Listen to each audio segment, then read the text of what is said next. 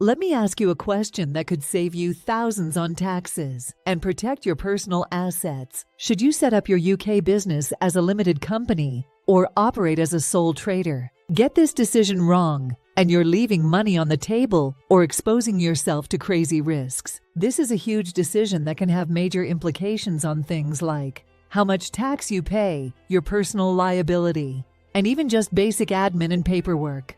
But don't worry, I've got you covered. By the end of this video, you'll know exactly which route is best for your specific situation. So let's dive right in. And real quick, if you find this video useful, do me a favor and smash that like button. It really helps get my content out there. And if you're new here, hit subscribe so you never miss an update.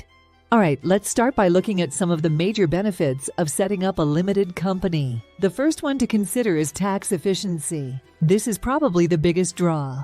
By operating as a limited company, you can take advantage of much lower corporation tax rates compared to the income tax you'd pay as a sole trader. You can also split your income between a small salary and dividends, which is way more tax efficient. Of course, there's a tipping point where this really kicks in. If your profits are relatively small, like under 20k pounds, there may not be a huge tax benefit to incorporating.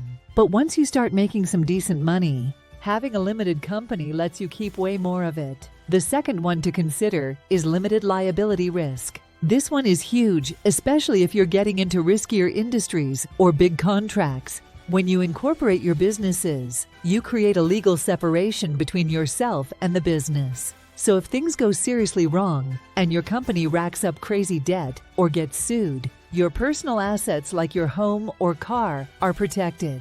The liability is limited to whatever is owned by the business itself. As a sole trader, you are the business. You're personally on the hook for any issues, whether it's debt or legal problems, you name it. Opening yourself up to that kind of unlimited personal risk is terrifying. Moving on is the multiple shareholders. Maybe you have a partner, spouse, or investors you want to bring on board and share ownership. Incorporating makes this easy by allowing you to issue shares and bring on shareholders. As a sole trader, you can't really have true shareholders in that sense. There's no legal structure to split ownership that way. When it comes to credibility, I've seen this one play out time and time again in my career.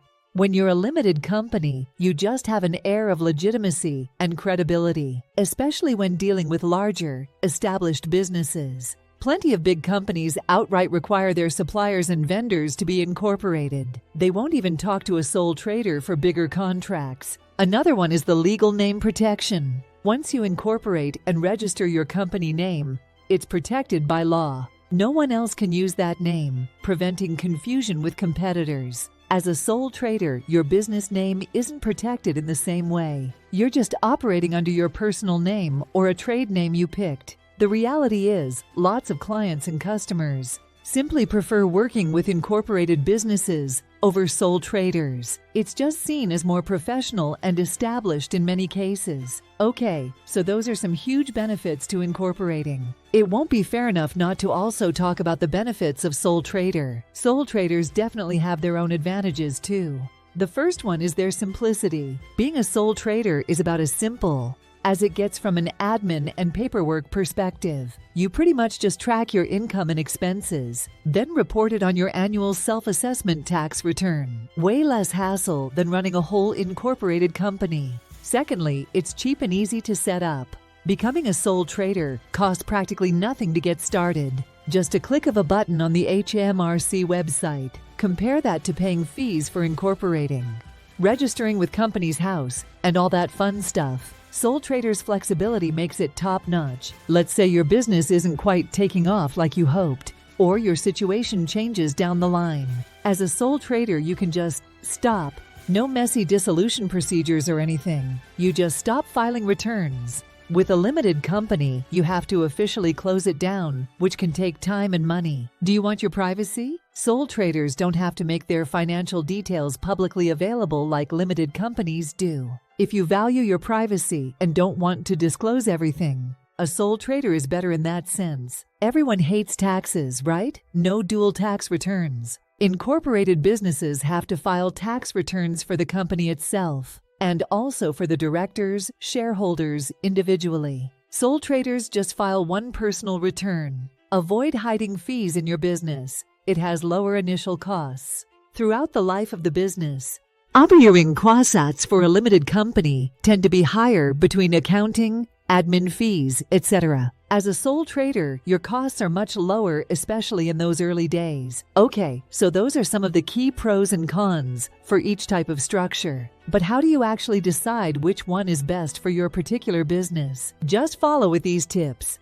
If your profits are under £20,000, operating as a sole trader is likely the simplest option, at least to begin with. Most cost-effective option at this lower income level, at least to start. The tax benefits of incorporating don't really outweigh the added admin and costs until you hit higher profits. If your profits will be over £20,000, then you should seriously consider setting up as a limited company from the start to take advantage of those tax savings and asset protection. The benefits largely outweigh the costs at this point. If you're in a risky industry or dealing with large contracts, incorporating gives you that liability protection.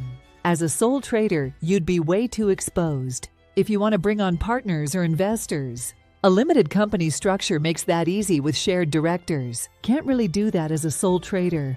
If you just want the simplest, cheapest option, sole trader is the way to go, no question. Incorporating creates more admin and costs. Think about your future plans too. Do you want to grow and scale up over time?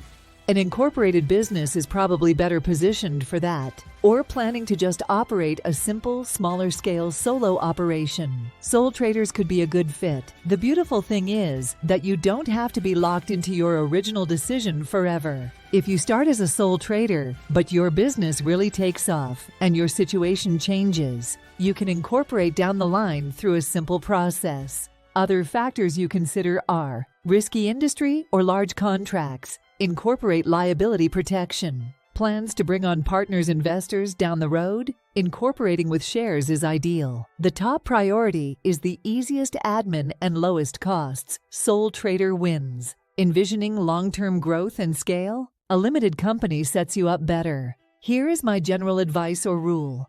If you want to start an ultra-basic, smaller solo operation with minimal risks and headaches, a sole trader could be the way to go. But if your ambitions are for a serious, rapidly growing business with multiple stakeholders, incorporate. And remember, your decision isn't set in stone forever. Tons of entrepreneurs start as sole traders to test the waters, then incorporate later on once the business really takes off and profits grow. The transition is very doable in that direction. Don't forget taxes. It's very important. One last crucial point to cover around taxes. As a sole trader, you pay an income tax of 20% on profits between £12,571 and £50,270, then 40% on anything over £50,270. So if your profits are heading towards those higher brackets, incorporating as a limited company could yield substantial tax savings through lower corporation tax rates, ability to pay yourself in dividends, utilize allowances, and more. On the other hand, let's say your profits sit nicely below that £20,000 mark we mentioned earlier. In that case, the tax benefits of incorporating won't be nearly as significant, at least not enough to outweigh the added administrative burden and costs right away. With an incorporated limited company, you can use much more tax-efficient strategies like taking a basic salary below income tax thresholds, withdrawing most of your income as dividends taxed at lower rates, taking advantage of tax-deferred retirement accounts, benefiting from corporation tax rates as low as 19%. Overall, the potential tax savings through an incorporated company structure can literally be worth thousands of pounds per year once your profits climb. It's no joke. My advice: don't make tax the sole factor. Think holistically about all these pros, cons, and your overall goals, but also don't ignore it. Tax implications can literally be worth thousands of pounds a year decision. So don't ignore the impact on taxes. but also don't treat it as the sole factor. Look at everything holistically: the profits, future goals, structure, liability, admin burden, costs, and so on. An accountant can help you model different scenarios if needed. Then choose the setup that makes the most sense for your unique situation. All right, friends, there you have it. Everything you need to know about choosing between a limited company or sole trader structure for your UK business. I really tried to pack as much value as possible into this video, giving you the full rundown on all the key benefits of each type of structure, when certain ones make more sense than others, and how to ultimately make the best decision for your unique situation. If you enjoyed it, do me a huge favor and show some love for the video by smashing that like button. And of course, subscribe to the channel if you haven't already, so you never miss another value-packed video from yours truly. And hey, if you'd like even more guidance and resources around structuring your business in the most tax-efficient way, registering a limited company quickly and affordably, or just leveling up your entrepreneurial game in general, head down to the video description. You'll find links to some awesome free tools and services I've personally vetted. For example, if you're looking to get a limited company registered ASAP without any headaches, check out the link for First Formations Company. They'll handle all the paperwork and set up for free. You just pay the minimal government fees. Can't beat that! My goal is to give you all the tactics and insider knowledge you need to crush it as a business owner in the UK. So make sure you're subscribed, check out those free resources down below, and let me know if you have any other burning questions. I'll catch you legends in the next video. Until then, get out there and take some entrepreneurial action. Peace!